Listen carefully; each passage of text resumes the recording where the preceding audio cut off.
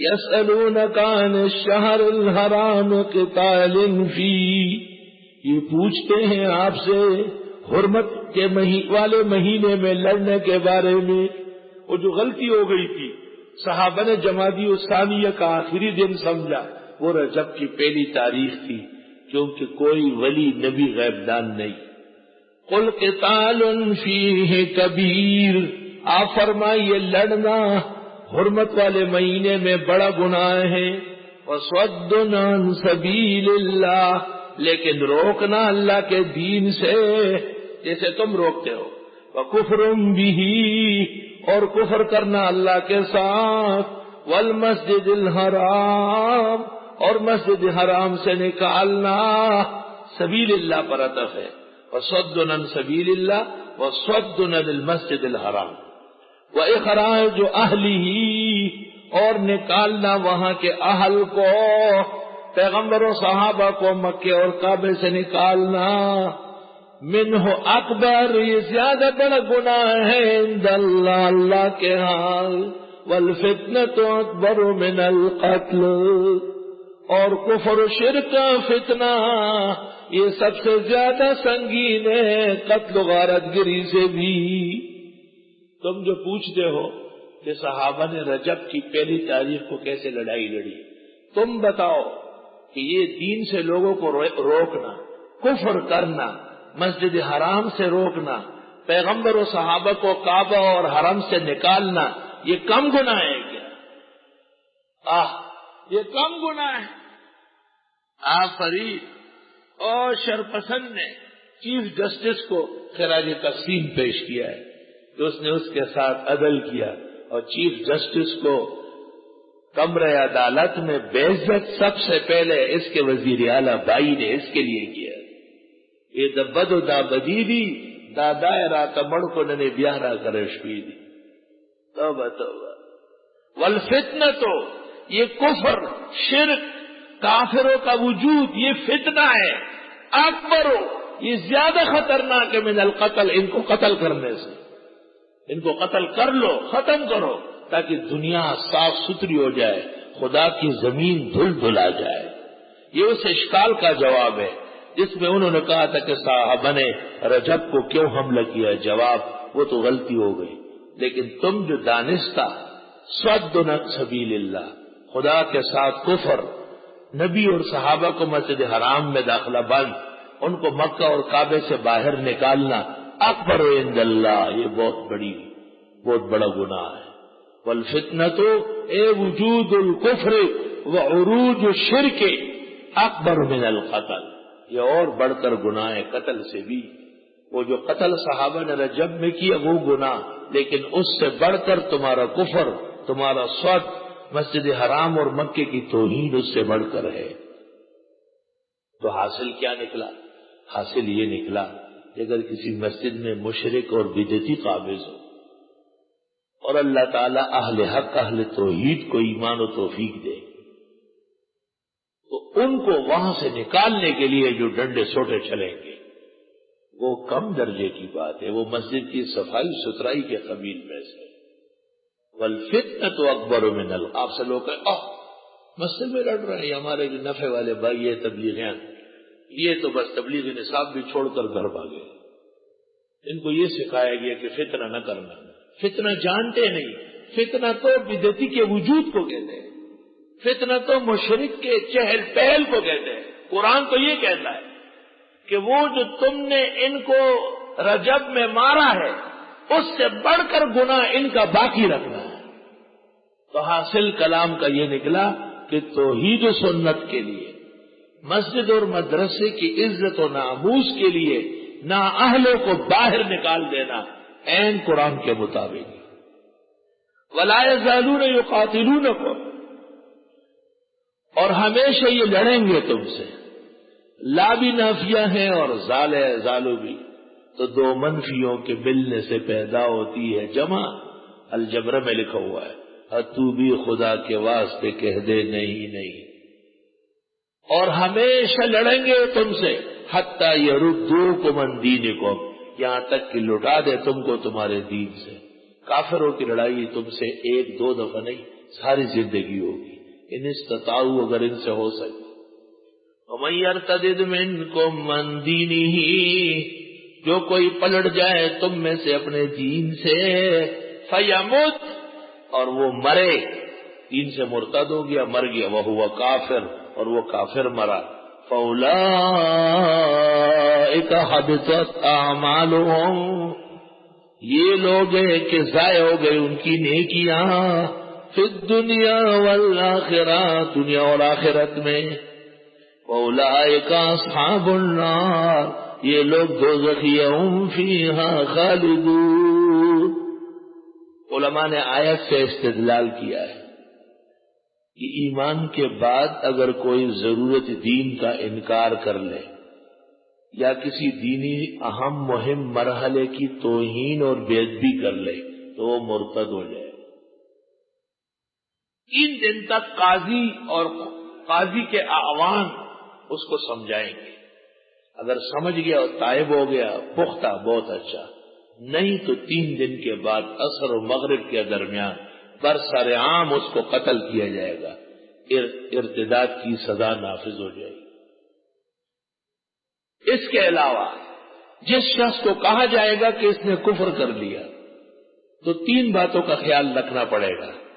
ایک تو جب وہ خوشی سے دوبارہ کلمہ شہادت پڑھ لے تو جو حج کر چکا ہے وہ دوبارہ ہوگا، اور جو نکاح منعقد ہو چکا تھا وہ ختم ہو چکا ہے، تجدید نکاح اور تجدید حج اس پر اتفاق ہے۔ باقی عبادات زکوٰۃ اور صلاۃ اس کے اعادے کی ضرورت نہیں۔ اللہ ابن عابدین نے فتاوی شام میں لکھا ہے کہ کبھی کبھی عوام کو اپنا نکاح دوبارہ پڑھوانا چاہیے، کیونکہ یہ آہنگیاں بانگیاں مارتے، ہول فول بکتے ہیں اور ان کو پتہ چلتا نہیں، اور تقریباً ان کا ایمان ختم ہو جاتا۔ سال 2 سال میں کسی اپنے عالم کو گھر لا کر اس سے خطبہ پڑھوا کے اس کے سامنے میاں بیوی دوبارہ ایک دوسرے کو قبول کر لیں، اچھا ہے۔ اس رات کو دوبارہ دولہا دلہن ہو جائے، حرج کیا ہے؟ خدا تعالیٰ ان کو ایمان کے ساتھ برکت عطا فرمائے، شکر کرنا چاہیے۔ یہ جو غلط لوگ پیدا ہوتے ہیں اس میں اندیشہ ہے کہ ان کے بڑوں کا نکاح خراب ہو گیا۔ ان الذین آمنوا، بے شک وہ لوگ جو ایمان لائے، والذین ہاجروا، اور وہ لوگ جنہوں نے ہجرت کی، وجاہدوا فی سبیل اللہ، اور جہاد کی اللہ کے راستے میں، اولئک یرجون رحمت اللہ، یہ امید رکھے اللہ کی رحمتوں کی، اللہ غفور الرحیم، اللہ بخشنے والا رحم والا ہے۔ یسألونک عن الخمر والمیسر، یہ پوچھتے آپ سے شراب اور جوئے کے بارے میں، قل فیہما اسم کبیر، آپ فرمائیں ان میں گناہ بہت بڑا ہے، ومنافع للناس، اور تھوڑا سا فائدہ ہے لوگوں کا، لیکن تھوڑے فائدے کے لیے کوئی بڑا شر اپنے سر نہیں لے گا، بلکہ زیادہ فائدے کے لیے آدمی تھوڑی بہت تکلیف سہتا ہے۔ وَإِسْمُهُمَا، لیکن ان دونوں کا گناہ اکبر من نفعہما، بڑھ کر ہے ان کے نفع سے۔ اصل میں شراب ان لوگوں کی گٹھی میں شامل تھی، صبح و شام کی، ہر گھڑی کی، غریبوں کی اور امیروں کی، رات اور دن کی علیحدہ علیحدہ شراب، اس لیے شراب کی 500 قسمیں ہو گئی تھی۔ یکدم کہنا کہ شراب حرام ہے آسان کام نہیں۔ جار اللہ نے کشاف میں لکھا ہے کہ پہلے تو وہ آیت نحل کی آئی کہ اللہ نے یہ پھل پیدا کیے، تتخذون منہ سکرا ورزقا حسنا، بہترین روزی ہے لیکن تم اس سے نشے والی چیزیں بناتے ہو۔ تو ایک جماعت پیچھے ہٹ گئی شراب سے، خبردار، اللہ نے شکوہ کیا۔ دوسری آیت لا تقربوا الصلاۃ وانتم سکارى، شراب پی کر کے نشے میں نماز نہ پڑھو۔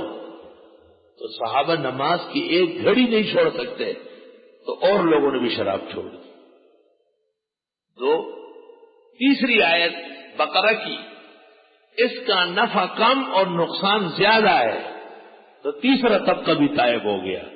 اور پھر آگے چل کر سورۃ النساء کی آیت آئی، مائدہ کی، وَيَسْأَلُونَكَ عَنِ الْخَمْرِ وَالْمَيْسِرِ وَالْأَنْصَابِ وَالْأَزْلَامِ رِجْسٌ مِّنْ عَمَلِ الشَّيْطَانِ فَاجْتَنِبُوهُ کہ یہ شراب اور جوا اور درگاہیں اور فالے یہ سب کے سب شیطانی کام حرام نہ جائے. جب ذہن سازی ہو گئی تب جا کر کے باقاعدہ احکام نازل ہو گئے. اب شراب باقاعدہ حرام ہے، اس کی تمام قسمیں حرام ہیں، اس کے متعلقات تک حرام ہے، اس پر ہر طرح کی پابندی ہے. اور مزید تفصیل مسائل کی انشاءاللہ تعالی میں مائدہ کے اندر عرض کر لوں. وَيَسْأَلُونَكَ مَاذَا يُنْفِقُونَ اور یہ پوچھتے ہیں آپ سے کیا خرچ کرے. قُلْ لِلْعَفْوِ آپ فرماؤ جو تم سے بچے، العفو وہ جو بچے. پہلے فرمایا ماں باپ کو رشتہ داروں کو دو، پھر سوال کیا فرمایا جو تمہیں نہیں چاہیے وہ اوروں کو تو دے. ایک درجہ یہ بھی ہے، ایک درجہ یہ بھی ہے کہ سب سے بہتر دے دو، ایک درجہ یہ بھی ہے کہ آدھا دو، ایک درجہ ابو بکر والا یہ بھی ہے کہ سارا دو. حکیم حکمت کے ساتھ تقاضا کرتا ہے. طالب علم سے اور طرح اپیل ہے، عالم سے اور طرح اپیل ہے، مدرسوں سے اور طرح اپیل ہے، سیٹ سے اور طرح اپیل ہے. سمجھ گئے بات. کذالک یبین اللہ لکم الآیات یوں بیان فرماتے اللہ تم کو آیت ہے. لعلکم تتفکرون تمہیں چاہیے کہ سوچو تو پھر دنیا میں والآخرہ و آخرت کے بارے میں. وَيَسْأَلُونَكَ عَنِ الْيَتَامَى اور یہ پوچھتے ہیں کہ یتیموں کا کیا کریں، کیونکہ اللہ نے قرآن میں کہا وَلَا تَقْرَبُوا مَالَ الْيَتِيمِ یتیم کے مال کے قریب نہ جانا تو پھر ضائع ہو جائے گا، ہم ہاتھ نہیں لگائیں گے. فرمایا نہ. اس کا مطلب یہ نہیں کہ اٹھانا نہیں، اس کا مطلب یہ نہیں کہ دیکھ بھال نہ کرنا. قل آپ کہیں اصلاح لہم خیر ان کی بہتری ڈھونڈو، یہی بہتر ہے. ان کی اصلاح کی کوشش کرو، خیر خواہی کرو. وَإِن تُخَالِطُوهُمْ اور اگر تم ان کے ساتھ مل جل کے رہو فَإِخْوَانُكُمْ وہ بھی تمہارے بھائی ہیں. وَاللَّهُ يَعْلَمُ الْمُفْسِدَ مِنَ الْمُصْلِحِ اللہ جانتے ہیں مفسد کو بھی اور مصلح کو بھی. ایک آدمی یتیم کا مال پال رہا ہے، دیکھ رہا ہے، حفاظت کر رہا ہے، بڑھا رہا ہے. ایک آدمی ہاتھ ڈال رہا ہے، لگا رہا ہے، ہڑپ کر رہا ہے. ایک مصلح ہے، ایک مفسد ہے. وَلَوْ شَاءَ اللَّهُ اگر اللہ چاہتا لَأَعْنَتَكُمْ تمہیں پریشان کر دیتا کہ قریب نہ جانا اور خیال رکھنا، پریشان کر دیتا. لَأَعْنَتَكُمْ لَجَعَلَكُمْ فِي الْعَنَتِ الْعَنَةُ أي الدِّقَّةُ وَالْمَشَقَّةُ ان اللہ عزیز حکیم بے شک اللہ غالب ہے، ایسا کر سکتا تھا. اور حکیم اس وقت کوئی اور حکمت ہوتی. وَلَا تَنكِحُوا الْمُشْرِكَاتِ مشرک لڑکیوں سے نکاح نہ کرنا. اور وہ بدعت کرے گی، میلادوں میں جائے گی، قبروں پہ حاضری دے گی اور تیجا چیلم برسی کا خیال رکھے گی، تیرا بیڑا غرق کر دے گی، تیری توحید ڈسمس ہو جائے گی. حتی یؤمننا یہاں تک کہ یہ ایمان لے آئے. وَلَأَمَةٌ مُؤْمِنَةٌ اور کنیز اسلام والی خیر من مشرکہ بدر جہاں بہتر ہے مشرک عورت سے. وَلَوْ أَعْجَبَتْكُمْ اگرچہ یہ مشرک کافر تم کو بڑی اچھی لگتی ہے. وَلَا تُنكِحُوا الْمُشْرِكِينَ اور نکاح نہ کرنا مشرکین کا، مشرک مردوں کا. حتی یؤمنوا یہاں تک کہ وہ بھی ایمان لے آئے، توحید مان لے. وَلَعَبْدٌ مُؤْمِنٌ اور یقیناً بندہ ایمان والا خیر من مشرک بہتر ہے آزاد مشرک سے. وَلَوْ أَعْجَبَكُمْ اگرچہ تم کو اچھا لگے. أُولَٰئِكَ يَدْعُونَ إِلَى النَّارِ یہ مشرکین تمہیں لے چلیں گے دوزخ. وَاللَّهُ يَدْعُو إِلَى الْجَنَّةِ وَالْمَغْفِرَةِ بِإِذْنِهِ اللہ تمہیں لے چلتے جنت اور بخشش کی طرف، اس لیے یہ حکم دے رہا ہے. وَيُبَيِّنُ آيَاتِهِ لِلنَّاسِ کھل کر بیان کرتے مسائل لوگوں کو، لعلہم یتذکرون تاکہ یہ نصیحت ہے. ان آیات کی تفسیر میں شاہ عبد القادر محدث دہلوی جو دارالعلوم دیوبند اور بریلوی اینڈ کمپنی سے 50-60 سال پہلے دہلی کے علماء میں سے گزرے ہیں، ان آیات کی تفسیر میں لکھتے ہیں کہ جو لوگ یہ عقیدہ رکھتے ہیں کہ کوئی ولی یا شہید، کوئی درگاہ، کوئی پیر فقیر غیبدان ہے یا متصرف ہے یا نفع و ضرر کا مالک ہے، وہ مشرک ہے اس کے ساتھ موحد مسلم کا نکاح نہیں ہو سکتا۔ دارالعلوم دیوبند سے بہت پہلے یہ فتویٰ اور یہ تحقیق آ چکی ہے کہ قبر پرست مشرک بدعتی ان سے موحد مومن پرہیز کرے۔ مزید تفصیلات ہمارا فتویٰ ہے بدعتی کے بارے میں، دو ٹوک فتویٰ جو رضاخانی مذہب کے ساتھ شائع ہے، وہ دیکھ لیے جائے۔ وقفہ کروں آخر